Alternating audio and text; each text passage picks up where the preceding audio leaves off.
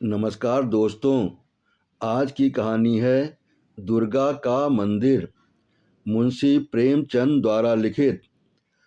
बाबू ब्रजनाथ कानून पढ़ने में मग्न थे और उनके दोनों बच्चे लड़ाई करने में।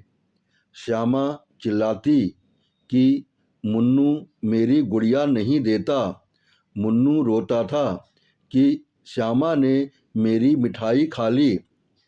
ब्रजनाथ ने क्रुद्ध होकर भीमा से कहा, तुम इन दुष्टों भामा से कहा, तुम इन दुष्टों को यहाँ से हटाती हो कि नहीं?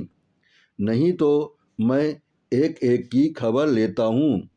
भामा चूल्हे में आग जला रही थी, बोली, अरे तो अब क्या संध्या को भी पढ़ते ही रहोगे? जरा दम तो ले लो।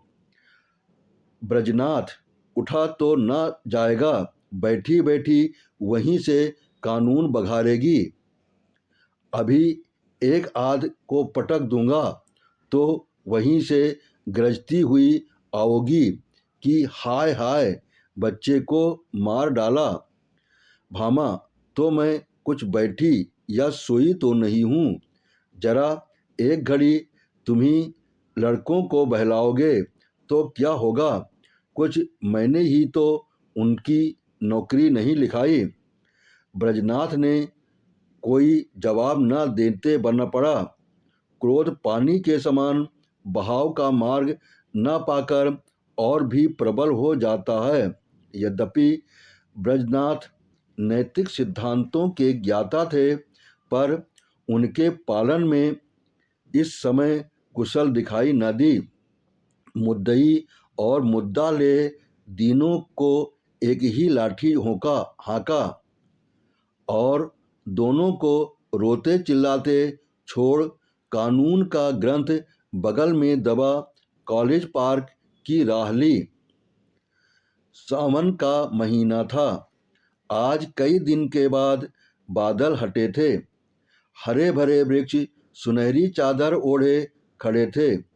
मृदु समीर सावन का राग गाता था और बंगले डालियों पर बैठे हिंडोले झूल रहे थे। ब्रजनाथ एक बेंच पर आ बैठे और किताब खोली, लेकिन इस ग्रंथ की अपेक्षा प्रकृति ग्रंथ का अवलोकन अधिक चित्ताकर्षक था। कभी आसमान को पढ़ते थे, कभी पत्तियों को, कभी छविमयी हरियाली को और कभी सामने मैदान में खेलते हुए लड़कों को। यकायक उन्हें सामने घास पर कागज की एक पुड़िया दिखाई दी। माया ने जिज्ञासा की आड़ में, चलो देखें इसमें क्या है। बुद्धि ने कहा, तुमसे मतलब, पड़ी रहने दो। लेकिन जिज्ञासा रूपी माया की जीत हुई। ब्रजनाथ ने उठकर पुड़िया उठा ली।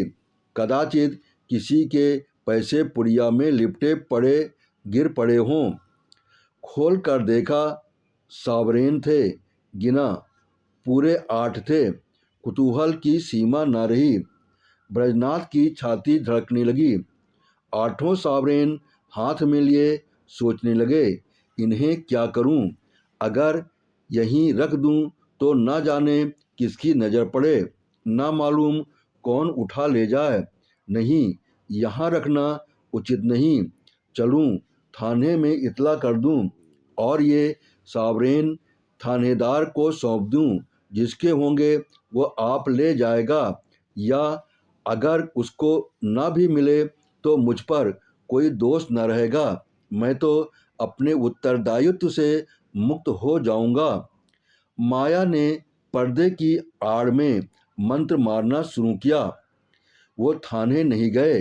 सोचा, चलूं भामा से एक दिल्लगी करूं। भोजन तैयार होगा, कल इत्मीनान से थाने जाऊंगा। भामा ने सावरेन देखे तो हृदय में एक गुदगुदी सी हुई। पूछा, किसकी है? ब्रज राज, मेरी। ब्रजनाथ, मेरी। भामा, चलो कहीं होना। ब्रजनाथ, पड़ी मिली है। भामा, झूठ बात, ऐसे ही भाग्य के बली हो तो सच बताओ, कहाँ मिली, किसकी है। ब्रजनाथ, सच कहता हूँ, पड़ी मिली है। भामा, मेरी कसम। ब्रजनाथ, तुम्हारी कसम। भामा, गिन्नियों को पति के हाथ से छीनने की चेष्टा करने लगी। ब्रजनाथ ने कहा, क्यों छीनती हो। भामा, लाओ, मैं अपने पास रख लूं। ब्रजनाथ, रहने दो, मैं इसकी इतला करने थाने जाता हूँ। भामा का मुख मलिन हो गया, बोली, पड़े हुए धन की क्या इतला। ब्रजनाथ, हाँ, और क्या, इन 8 गिन्नियों के लिए ईमान बिगाड़ूंगा। अच्छा। भामा, अच्छा तो सवेरे चले जाना, इस समय जाओगे तो आने में देर होगी। ब्रजनाथ ने भी सोचा, यही अच्छा, थाने वाले रात को तो कोई कार्रवाई करेंगे नहीं, जब अशरफियों को पड़ा ही रहना है, तब जैसे थाने में वैसे मेरा घर। गिन्नियाँ संदूक में रख दी, खा पी कर लेटे तो भामा ने हंसकर कहा, आया धन क्यों छोड़ते हो, लाओ, मैं अपने लिए एक गुलूबंद बनवा लूं, बहुत दिनों से जी तरस रहा है। माया ने इस समय हास्य का रूप धारण किया। ब्रजनाथ ने तिरस्कार करके कहा, गुलूबंद की लाशा में गले में फांसी लगाना चाहती हो क्या। प्रातःकाल ब्रजनाथ थाने के लिए तैयार हुए। कानून का एक लेक्चर छूट जाएगा, कोई हरज नहीं। वह इलाहाबाद के हाई कोर्ट में अनुवादक थे। नौकरी में उन्नति की आशा न देख कर साल भर से वकालत की तैयारी में मग्न थे, लेकिन अभी कपड़े पहन ही रहे थे कि उनके एक मित्र मुंशी गोरेलाल आकर बैठ गए और अपनी पारिवारिक दुश्चिंताओं की राम कहानी सुनाकर अत्यंत विनीत भाव से बोले, भाई साहब, मैं इस समय इन झंझटों में ऐसा फंस गया हूँ कि बुद्धि कुछ काम नहीं करती। तुम बड़े आदमी हो, इस समय कुछ सहायता करो, ज़्यादा नहीं, 30 रुपये दे दो, किसी ना किसी तरह काम चला लूँगा। आज 30 तारीख है, कल शाम को तुम्हें रुपए मिल जाएंगे। ब्रजनाथ बड़े आदमी तो न थे, किंतु बड़प्पन की हवा बांध रखी थी। ये मिथ्याभिमान उनके स्वभाव की एक दुर्बलता थी। केवल अपने वैभव का प्रभाव डालने के लिए ही वह बहुधा मित्रों की छोटी मोटी आवश्यकताओं पर अपनी वास्तविक आवश्यकताओं को न्यौछावर कर दिया करते थे, लेकिन भामा को इस विषय में उनसे सहानुभूति न थी। इसीलिए जब ब्रजनाथ पर इस प्रकार का संकट आ पड़ता था, तब थोड़ी देर के लिए उनकी पारिवारिक शांति अवश्य ही नष्ट हो जाती थी। उनमें इनकार करने या टालने की हिम्मत न थी। वे सकचाते हुए भामा के पास गए और बोले, तुम्हारे पास 30 रुपये तो होंगे, मुंशी गोरेलाल मांग रहे हैं। भामा ने रुखाई से कहा, मेरे पास तो रुपये नहीं। ब्रजनाथ, होंगे तो जरूर बहाना करती हो। भामा, अच्छा, बहाना ही सही। ब्रजनाथ, तो मैं उनसे क्या कह दूं। भामा, कह दो घर में रुपये नहीं हैं। तुमसे न कहते बने तो मैं पर्दे की आड़ से कह दूं। ब्रजनाथ, कहने को तो मैं कह दूं, लेकिन उन्हें विश्वास न आएगा, समझेंगे बहाना कर रहे हैं। भामा, समझेंगे तो समझा करें। ब्रजनाथ, मुझसे ऐसी बेमुरौती नहीं हो सकती। रात दिन का साथ ठहरा, कैसे इनकार करूं। भामा, अच्छा तो जो मन में आवे सो करो। मैं एक बात कह चुकी, मेरे पास रुपए नहीं। ब्रजनाथ मन में बहुत खिन्न हुए। उन्हें विश्वास था कि भामा के पास रुपए हैं, लेकिन केवल मुझे लज्जित करने के लिए इनकार कर रही हैं। दुराग्रह ने संकल्प को दृढ़ कर दिया। संदूक से 2 गिन्नियां निकाली और गोरेलाल को देकर बोले, भाई कल शाम को कचेरी से आते ही रुपए दे जाना। ये एक आदमी की अमानत है। मैं इसी समय देने जा रहा था। यदि कल रुपए न पहुँचे तो मुझे बहुत लज्जित होना पड़ेगा, कहीं मुंह दिखाने योग्य न रहूँगा। गोरेलाल ने मन में कहा, अमानत स्त्री के सिवा और किसकी होगी, और गिन्नियां जेब में रखकर घर की राह ली। आज पहली तारीख की संध्या है। ब्रजनाथ दरवाजे पर बैठे गोरेलाल का इंतजार कर रहे हैं। 5 बज गए, गोरेलाल अभी तक नहीं आए। ब्रजनाथ कोई आंखें रास्ते की तरफ लगी हुई थी। रास्ते में एक पत्र था, लेकिन पढ़ने को जी नहीं। हर तीसरे मिनट रास्ते की ओर देखने लगते थे, लेकिन सोचते थे आज वेतन मिलने का दिन है, इसी कारण आने में देर हो रही है। आते ही होंगे। 6 बजे गोरेलाल का पता नहीं। कचेरी के कर्मचारी एक एक करके चले आ रहे थे। ब्रजनाथ को कई बार धोखा हुआ। वे आ रहे हैं, जरूर वही हैं। वैसे ही अचकन है, वैसी ही टोपी है, चाल भी वही है। हाँ वही हैं, इसी तरफ आ रहे हैं। अपने हृदय से एक बोझा सा उतरता मालूम हुआ, लेकिन निकट आने पर ज्ञात हुआ कि कोई और है। आशा की कल्पित मूर्ति दुराशा में बदल गई। ब्रजनाथ का चित्त खिन्न होने लगा। वे एक बार कुर्सी से उठे, बरामदे की चौखट पर खड़े हो सड़क की दोनों तरफ निगाह दौड़ाई। कहीं पता नहीं। 2-3 बार दूर से आते हुए इक्कों को देखकर गोरेलाल का भ्रम हुआ। आकांक्षा की प्रबलता। 7 बजे चिराग जल गए। सड़क पर अंधेरा छाने लगा। ब्रजनाथ सड़क पर उद्विग्न भाव से टहलने लगे। इरादा हुआ गोरेलाल के घर चलूं। उधर कदम बढ़ाया, लेकिन हृदय कांप रहा था, कहीं वो रास्ते में आते हुए न मिल जाएं, तो समझें कि थोड़े से रुपए के लिए इतने व्याकुल हो गए। थोड़ी ही दूर गए कि किसी को आते देखा। भ्रम हुआ, गोरेलाल हैं। मुड़े और सीधे बरामदे में आकर दम लिया, लेकिन फिर वही धोखा, फिर वही भ्रांति। तब सोचने लगे कि इतनी देर क्यों हो रही है। क्या अभी तक वो कचेरी से न आए होंगे? ऐसा कदापि नहीं हो सकता। उनके दफ्तर वाले मुद्दत हुई निकल गए। बस दो बातें हो सकती हैं। या तो उन्होंने कल आने का निश्चय कर लिया, समझे होंगे रात को कौन जाए, या जानबूझकर बैठे होंगे, देना ना चाहते होंगे। उस समय उनको गरज थी, इस समय मुझे गरज है।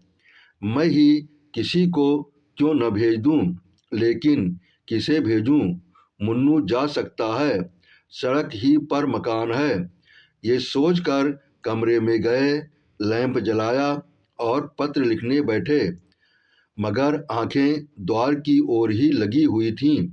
अकस्मात किसी के पैरों की आहट सुनाई दी, परंतु पत्र को एक किताब के नीचे दबा लिया और बरामदे में चले आए।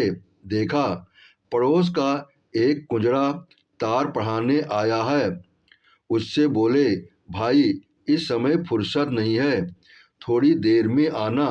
उसने कहा, बाबूजी घर भर के आदमी घबराए हैं, जरा एक निगाह देख लीजिए।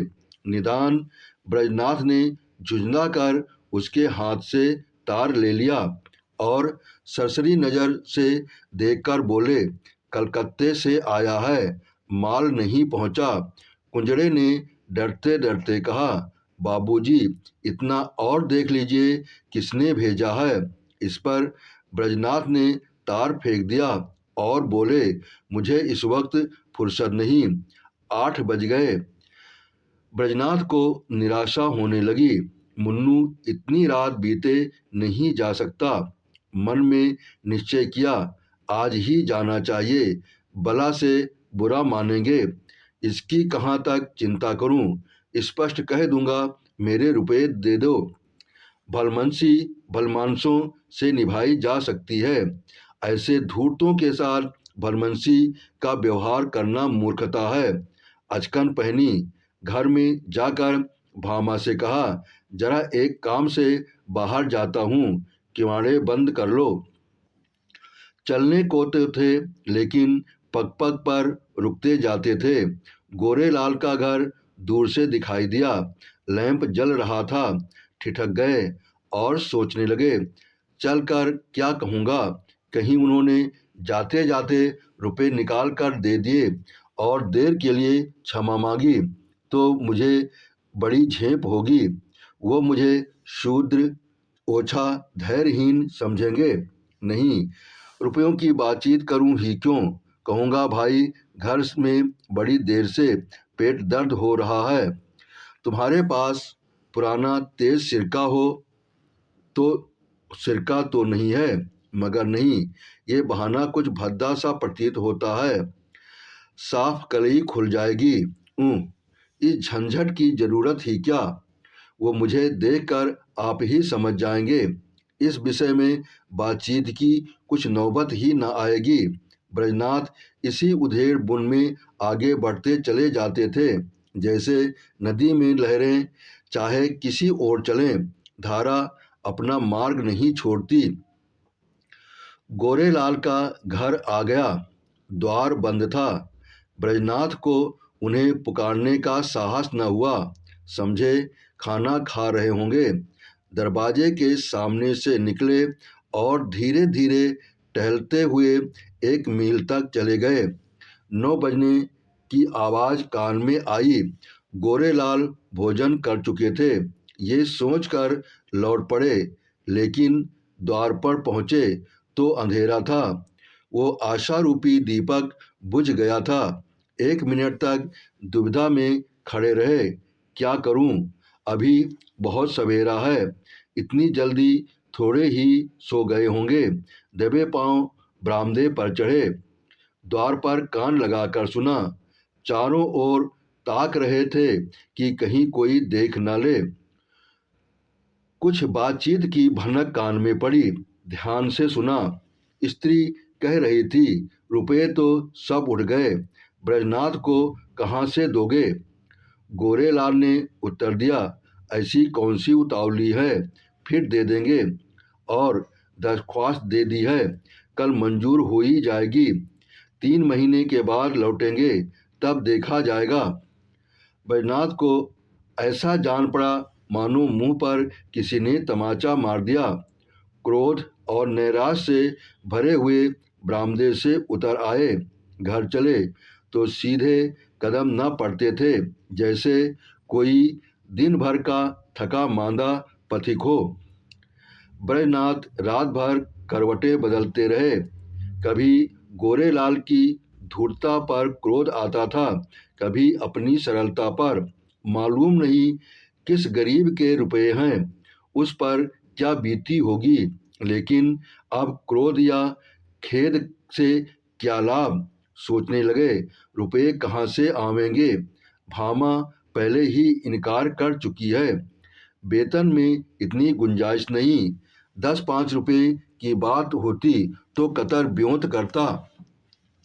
तो क्या करूं, किसी से उधार लूं, मगर मुझे कौन देगा। आज तक किसी से मांगने का संयोग नहीं पड़ा और अपना कोई ऐसा मित्र है भी नहीं। जो लोग हैं मुझी पर सताया करते हैं, मुझे क्या देंगे? हाँ, यदि कुछ दिन कानून छोड़कर अनुवाद करने में परिश्रम करूं तो रुपये मिल सकते हैं। कम से कम 1 मास का कठिन परिश्रम है। सस्ते अनुवादकों के मारे दर भी तो गिर गई है। हाँ निर्दयी, तूने बड़ी दगा की, न जाने किस जन्म का बैर चुकाया, कहीं का न रखा।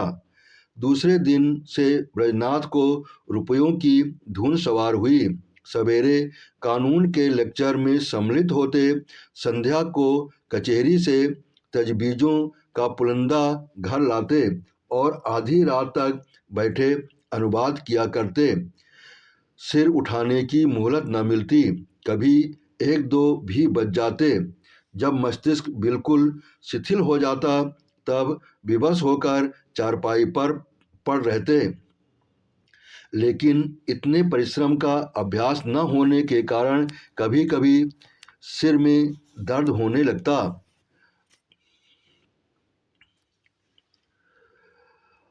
कभी ज्वर चढ़ आता। तिस पर भी वे मशीन की तरह काम में लगे रहते। भामा कभी कभी झुंझला कर कहती, अजी लेट भी रहो, बड़े धर्मात्मा बने हो। तुम्हारे जैसे 10-5 आदमी और होते तो संसार का काम ही बंद हो जाता। ब्रजनाथ इस बाधाकारी व्यंग का उत्तर न देते। दिन निकलते ही फिर वही चरखा ले बैठते। यहाँ तक कि 3 सप्ताह बीत गए और 25 रुपये हाथ आ गए। ब्रजनाथ सोचते थे 2-3 दिन में बेड़ा पार है, लेकिन 21वें दिन उन्हें प्रचंड ज्वर आ गया और 3 दिन तक न उतरा। छुट्टी लेनी पड़ी। सैया सेवी बन गए। भादों का महीना था। भामा ने समझा पित्त का प्रकोप है, लेकिन जब 1 सप्ताह तक डॉक्टर की औषधि सेवन करने पर भी ज्वर न उतरा तब घबराई। ब्रजनाथ प्रायः ज्वर में बकझक भी करने लगते। भामा सुनकर डर के मारे कमरे में से भाग जाती, बच्चों को पकड़कर दूसरे कमरे में बंद कर देती। अब उसे शंका होने लगती थी, कहीं ये कष्ट उन्हीं रुपयों के कारण तो नहीं भोगना पड़ रहा है। कौन जाने रुपये वाले ने कुछ कर न दिया हो। जरूर यही बात है, नहीं तो औषधि से लाभ क्यों नहीं होता। संकट पड़ने पर हम धर्मभीरु हो जाते हैं, औषधियों से निराश होकर देवताओं की शरण लेते हैं। भामा ने भी देवताओं की शरण ली। वे जन्माष्टमी, शिवरात्रि और तीज के सिवा और कोई व्रत न रखती थी। इस बार उसने नवरात्रा का कठिन व्रत शुरू किया। 8 दिन पूरे हो गए। अंतिम दिन आया। प्रभात का समय था। भामा ने बैजनाथ को दवा पिलाई और दोनों बालकों को लेकर दुर्गा जी की पूजा करने के लिए चली। उसका हृदय आराध्य देवी के लिए सदा से परिपूर्ण था। मंदिर के आंगन में पहुंची। उपासक आसनों पर बैठे हुए दुर्गा पाठ कर रहे थे। धूप और अगरबत्ती की सुगंध उड़ रही थी। उसने मंदिर में प्रवेश किया। सामने दुर्गा की विशाल प्रतिमा शोभायमान थी। उसके मुखार बिंदु पर एक विलक्षण दीप्ति नजर आ रही थी। बड़े बड़े उज्जवल नेत्रों से प्रभा की किरणें छिटक रही थीं। पवित्रता का एक समा सा छाया हुआ था। भामा इस दीप्तवर्ण मूर्ति के सम्मुख सीधी आंखों से ताक न सकी। उसके अंतःकरण में एक निर्मल, विशुद्ध, भावपूर्ण भय का उदय हो आया। उसने आंखें बंद कर लीं, घुटनों के बल बैठ गई और हाथ जोड़कर करुण स्वर से बोली, माता मुझ पर दया करो। उसे ऐसा ज्ञात हुआ मानो देवी मुस्कुराई। उसे उन दिव्य नेत्रों से एक ज्योति सी निकलकर अपने हृदय में जाती हुई मालूम हुई। उसके कानों में देवी के मुंह से निकले ये शब्द सुनाई दिए, पराया धन लौटा दे, तेरा भला होगा। भामा उठ बैठी। उसकी आंखों में निर्मल भक्ति का आभास झलक रहा था। मुखमंडल से पवित्र प्रेम बरसा पड़ता था। देवी ने कदाचित उसे अपनी प्रभा के रंग में डुबो दिया था। इतने में मुझ दूसरी एक स्त्री आई। उसके उज्जवल केश बिखरे और मुरझाए हुए चेहरे के दोनों ओर लटक रहे थे। शरीर पर केवल एक श्वेत साड़ी थी। हाथ में चूड़ियों के सिवा और कोई आभूषण न था। शोक और नैराश्य की साक्षात मूर्ति मालूम होती थी। उसने भी देवी के सामने सिर झुकाया और दोनों हाथों से आंचल फैलाकर बोली, देवी, जिसने मेरा धन लिया हो उसका सर्वनाश करो। जैसे सितारे मिजराब की चोट खाकर थरथरा उठता है, उसी प्रकार भामा का हृदय अनिष्ट के भय से थरथरा उठा। ये शब्द तीव्र शर के समान उसके कलेजे में चुभ गए। उसने देवी की ओर कातर नेत्रों से देखा। उनका ज्योतिर्मय स्वरूप भयंकर था। नेत्रों से भीषण ज्वाला निकल रही थी। भामा के अंतःकरण में सर्वथा आकाश से, मंदिर के सामने वाले वृक्षों से, मंदिर के स्तंभों से, सिंहासन के ऊपर जलते हुए दीपक से और देवी के विकराल मुंह से ये शब्द निकलकर गूंजने लगे, पराया धन लौटा दे, नहीं तो तेरा सर्वनाश हो जाएगा। भामा खड़ी हो गई और उस वृद्धा से बोली, क्यों माता, तुम्हारा धन किसी ने ले लिया है? वृद्धा ने इस प्रकार उसकी ओर देखा मानो डूबते हुए को तिनके का सहारा मिला। बोली, हाँ बेटी। भामा, कितने दिन हुए?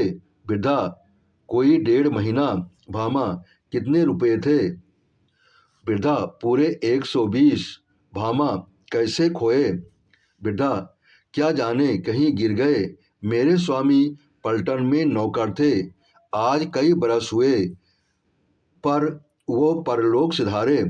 अब मुझे सरकार से 60 रुपये सालाना पेंशन मिलती है। अब की 2 साल की पेंशन एक साथ ही मिली थी। खजाने से रुपये लेकर आ रही थी, मालूम नहीं कब और कहाँ गिर पड़े। 8 गिन्नियाँ थीं।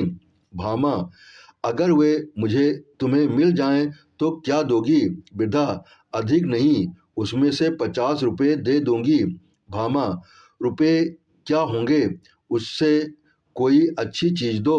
वृद्धा, बेटी, और क्या दूं? जब तक जीऊंगी तुम्हारा यश गाऊंगी। भामा, नहीं, इसकी मुझे आवश्यकता नहीं। वृद्धा, बेटी, इसके सिवा मेरे पास क्या है? भामा, मुझे आशीर्वाद दो, मेरे पति बीमार हैं, वो अच्छे हो जाएं। वृद्धा, तो क्या उन्हीं को रुपए मिले हैं?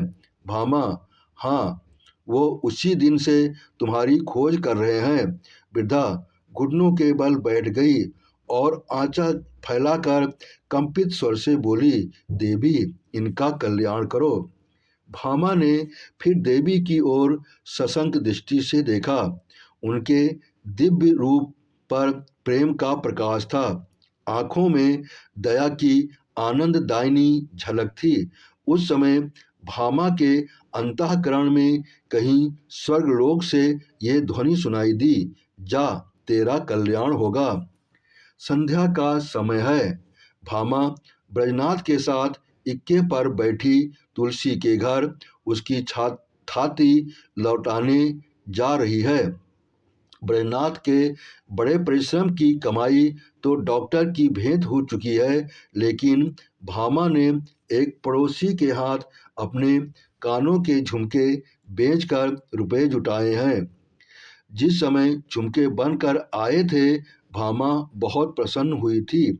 आज उन्हें बेचकर वो उससे भी अधिक प्रसन्न है।